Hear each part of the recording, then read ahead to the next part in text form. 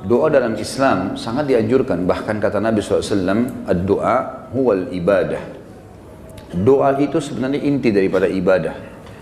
Sebagian ulama mengatakan, kalau diitlakkan doa, maka berarti semua aktivitas ibadah masuk di dalamnya.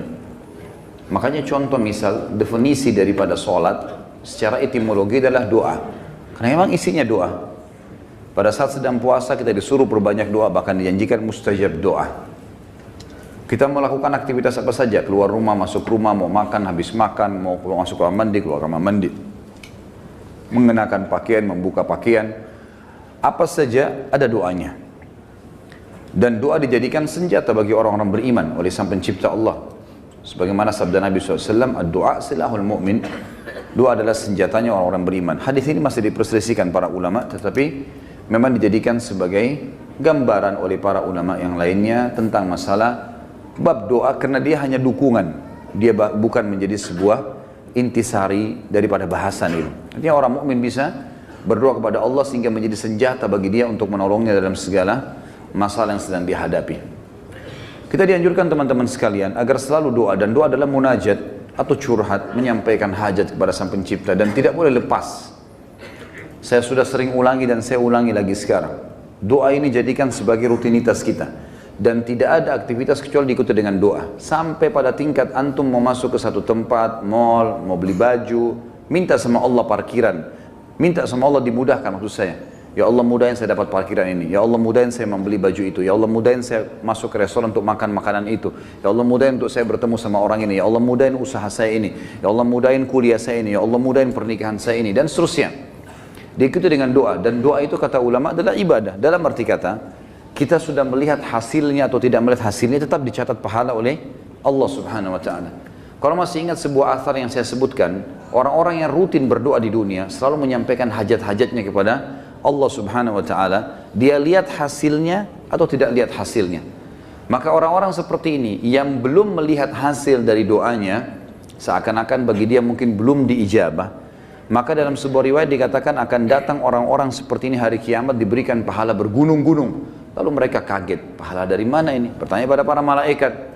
Lalu para malaikat berkata, ini adalah pahala doa-doa kalian yang belum kalian dapatkan jawabannya di dunia.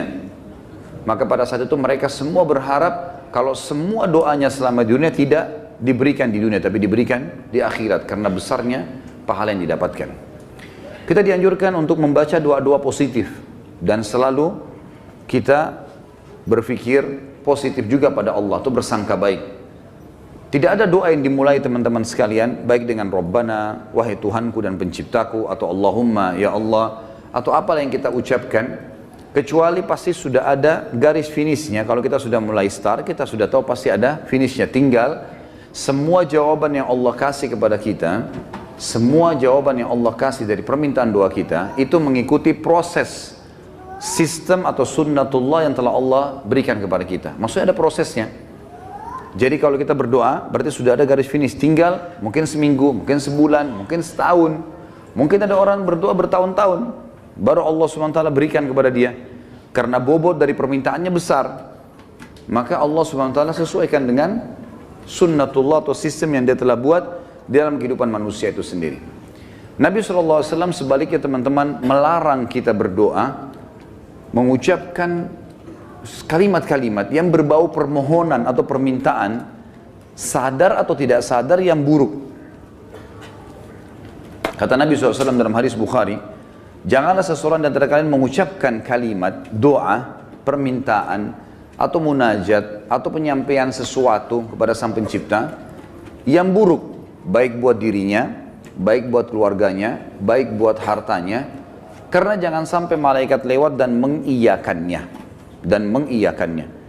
Misal orang bertengkar suami istri, kemudian dia mengatakan saya berharap tidak akan bersama-sama kamu lagi. Dia nggak sadar kalimat ini bisa jadi doa, walaupun dia dalam kondisi emosi. Tidak boleh orang, saya pernah sampaikan kalau masalah anak-anak, kamu nakal sekali. Atau mungkin dia ucapkan tentang rumahnya, kendaraannya, sial tempat ini, panas, tidak beruntung tempat ini, atau bahasa apalah. Doa-doa atau kalimat-kalimat yang terlantunkan seperti ini yang akhirnya sama saja munajat tapi buruk buat dia, buat keluarganya, buat tunggangannya, buat hartanya, namanya laknat. Namanya laknat. Sudah paham makna laknat? Hah? Mana suaranya? Berarti semua ucapan negatif untuk diri, untuk keluarga, untuk harta, namanya laknat. Dan ini hukumnya dosa besar. Tidak boleh melaknat diri sendiri, nggak boleh melaknat keluarga, nggak boleh melaknat harta. Dan laknat saya bilang tadi, masuk di dalamnya semua perkataan yang akhirnya berisi munajat, harapan, permintaan, tapi negatif. Ini nggak boleh. Dan ingat teman-teman, bukan cuma sekedar tidak boleh, Imam Adz-Dzahabi masukkan dalam dosa besar. Kita nggak boleh melaknat diri sendiri, nggak boleh melaknat juga orang lain, nggak boleh melaknat harta, nggak boleh melaknat benda, nggak boleh semuanya. Dan kita akan baca nanti ada hadis, ada seekor unta yang dilaknat oleh pemiliknya, maka Nabi SAW suruh penduduk Madinah Muslimin meninggalkan unta itu. Jangan ada yang sentuh lagi unta itu, karena sudah dilaknat oleh pemiliknya.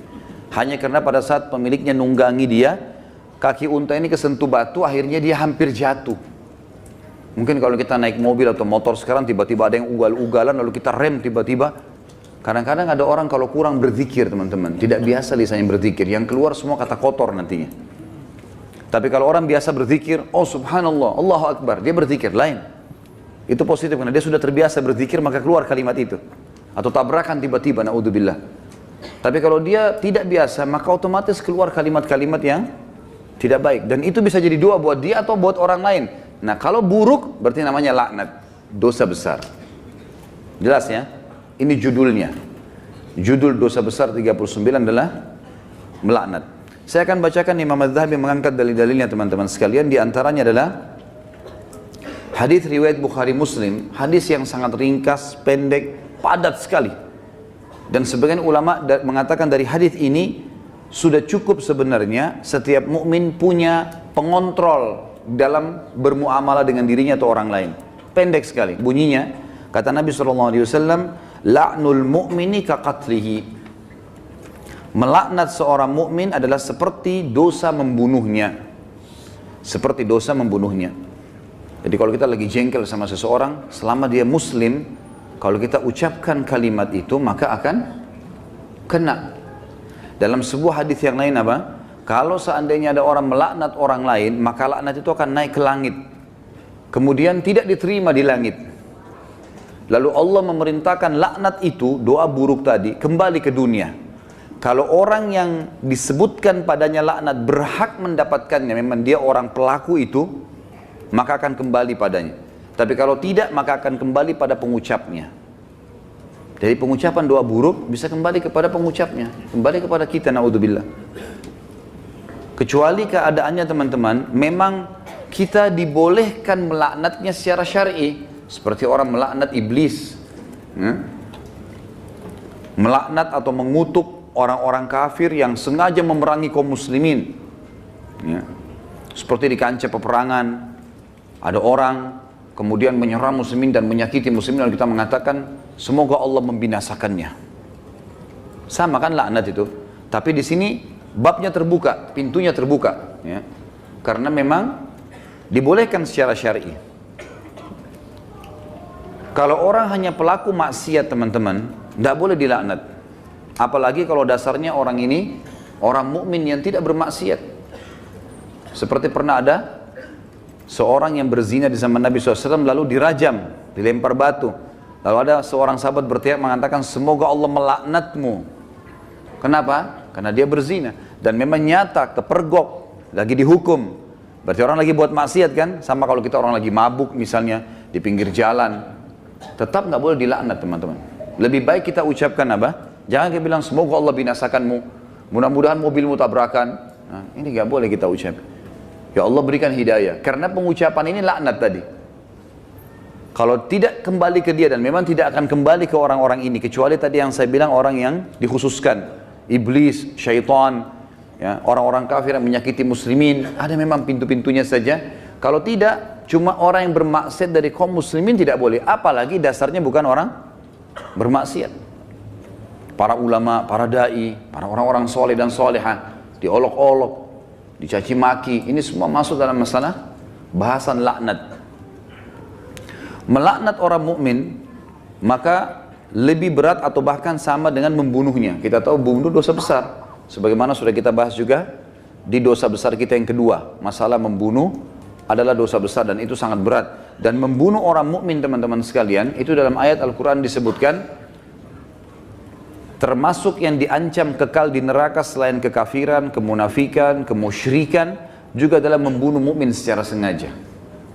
Ini ada ancaman kekal di api neraka, gitu kan? Dan ini masih khilaf di antara ulama memang, tapi umumnya ulama mengatakan zahir hadis ayatnya begitu.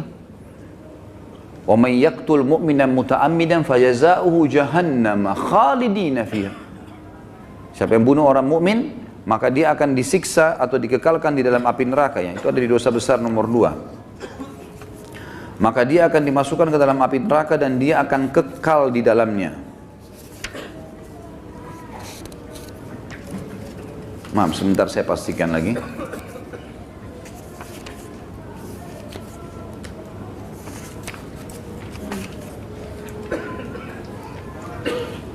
Iya. Ayatnya dalam surah An-Nisa ayat 93, A'udzubillahi minasyaitonirrajim, wa may yaqtul mu'mina muta'ammidan fajazaohu jahannamu khalidan fiha wa ghadiballahu 'alaihi wa la'anahu wa 'adda lahu 'adzaban 'azima. Dan saya beristighfar tadi karena saya salah dalam membaca ayat, tapi ini ayat yang benar, An-Nisa 93, yang artinya barang siapa yang membunuh seorang mukmin dengan sengaja, maka balasannya neraka jahanam dan dia kekal di dalamnya. Dan Allah murka kepadanya dan melaknatnya serta menyediakan azab yang besar baginya. Ya. Sementara melaknat orang mukmin sama dengan membunuhnya. Hadis yang kedua, tadi hadis Bukhari Muslim, hadis yang kedua riwayat Imam Bukhari dan juga Imam Muslim menyebutkannya. Kata baginda Nabi SAW, sibabul muslimi fusuqun wa qitaluhu kufur. Mencaci maki seorang muslim adalah suatu kefasikan dan membunuhnya adalah suatu kekafiran. Di sini kalimat mencaci maki seorang muslim adalah sebuah kefasikan. Maksudnya adalah caci maki masuk dalam laknat. Caci maki masuk dalam laknat. Misal seseorang punya pegawai, lalu dia mengatakan kamu bodoh. Kalimat bodoh ini, walaupun dia lagi salah, bukan itu. Itu sama doa buruk kan? Laknat. Maka bisa kembali ke dia, bisa kembali ke dia. Tapi pengucapnya walaupun orang itu layak mendapatkan kalimat bodoh, kembali ke dia kalimat itu, tapi laknat ini bisa kembali menjadi dosa besar bagi pengucapnya. Dan lebih baik jangan diucapkan. Lebih baik jangan diucapkan. Beda kalau kita menghardik perilaku.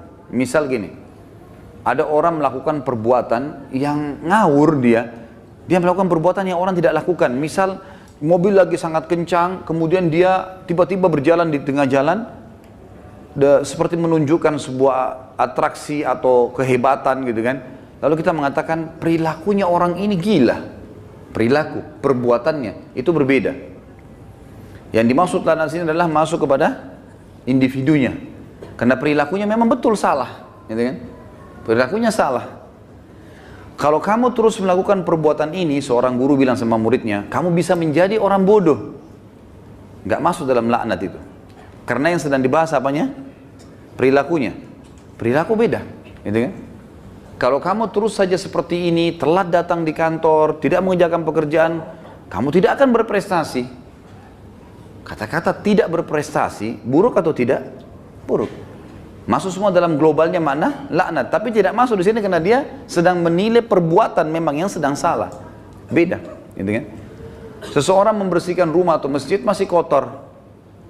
Ini kenapa dibiarkan kotor? Kalau begini nanti orang akan menilai kamu buruk. Menilai perbuatanmu buruk. Bukan laknat itu. Jelas ya? Jadi yang kita maksud di sini adalah individunya. Mencaci maki di sini masuk di dalamnya adalah kefasikan dan membunuhnya adalah sebuah kekafiran.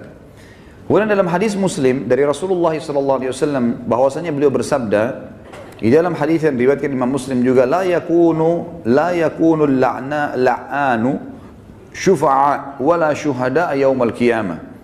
Orang-orang yang gemar melaknat, lidahnya suka mengucapkan kata-kata buruk. Termasuk yang teman-teman ya, saya sering dengar orang bercanda sama temannya, ucapkan nama binatang. Ya.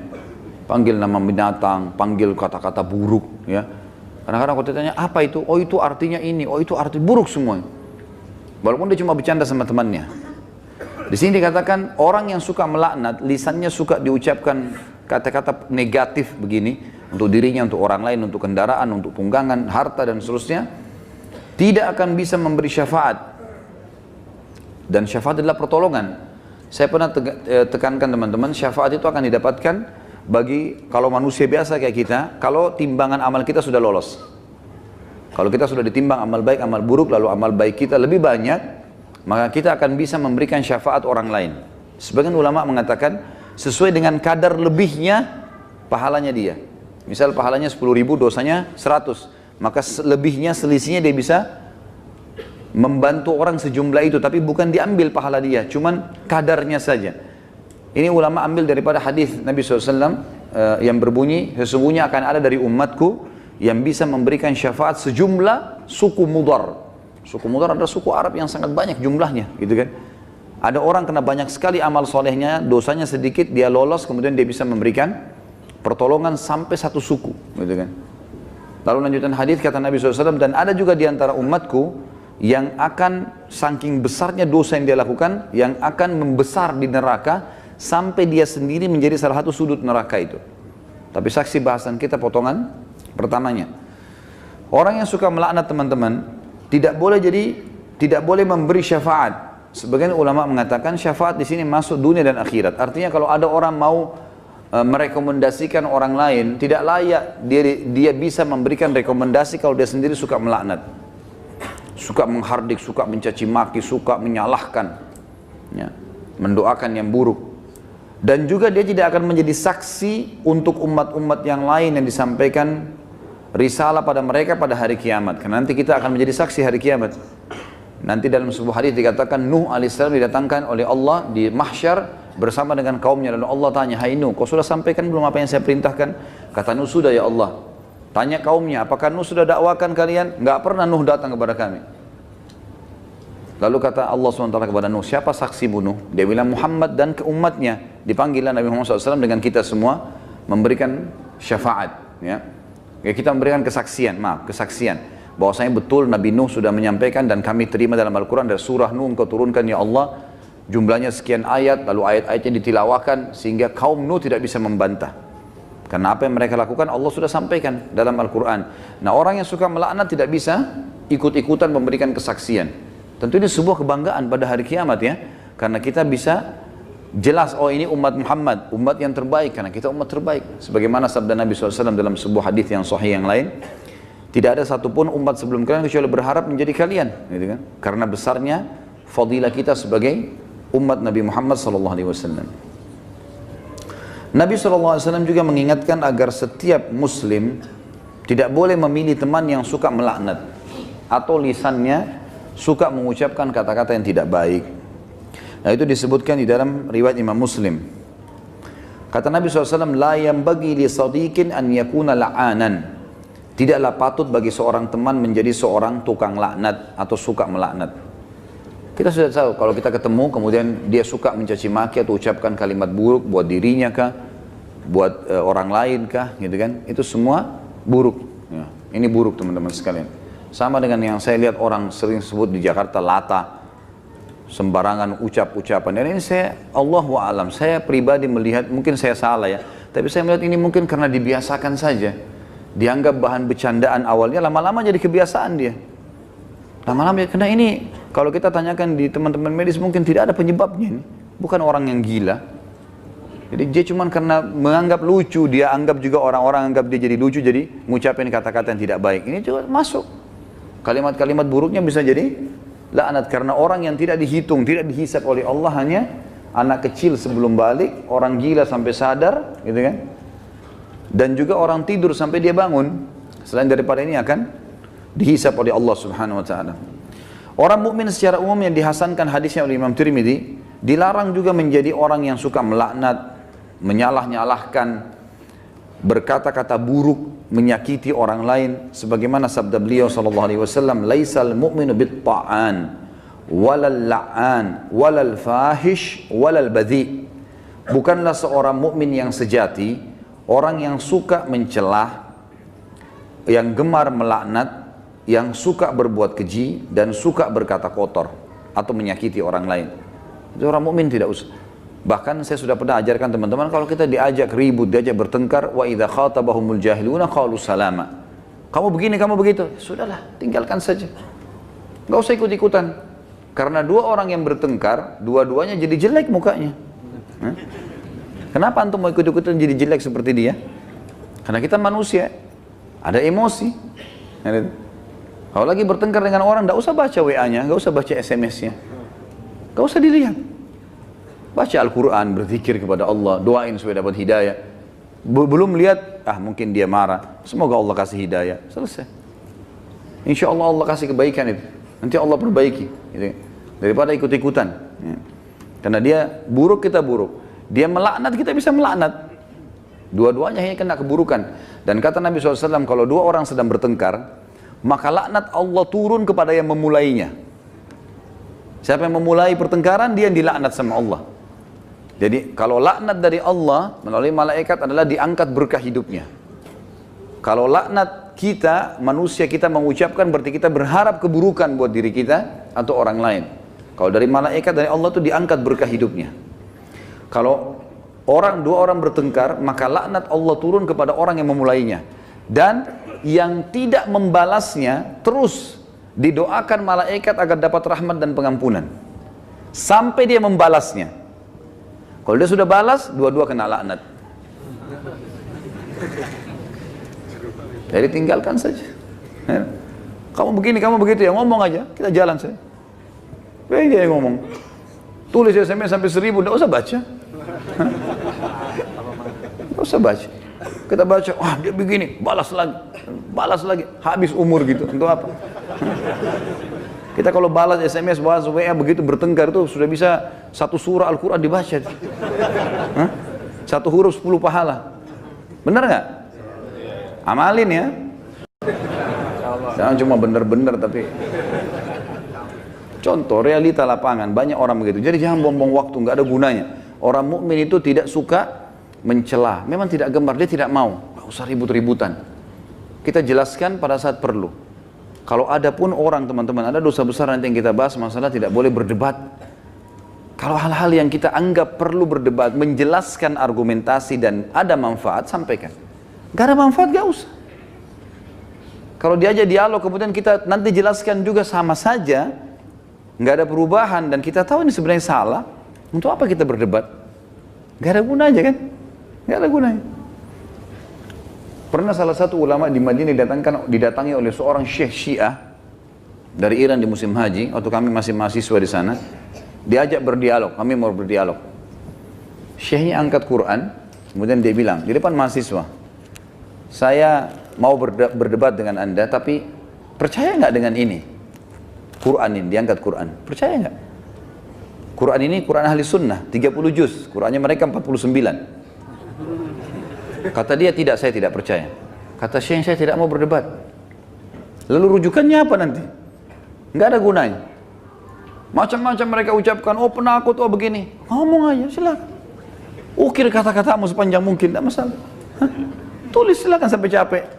Malaikat juga catat kan. Dan kalau laknat itu, doa itu tidak layak untuk orang itu, kembali ke siapa? Ke dirinya sendiri.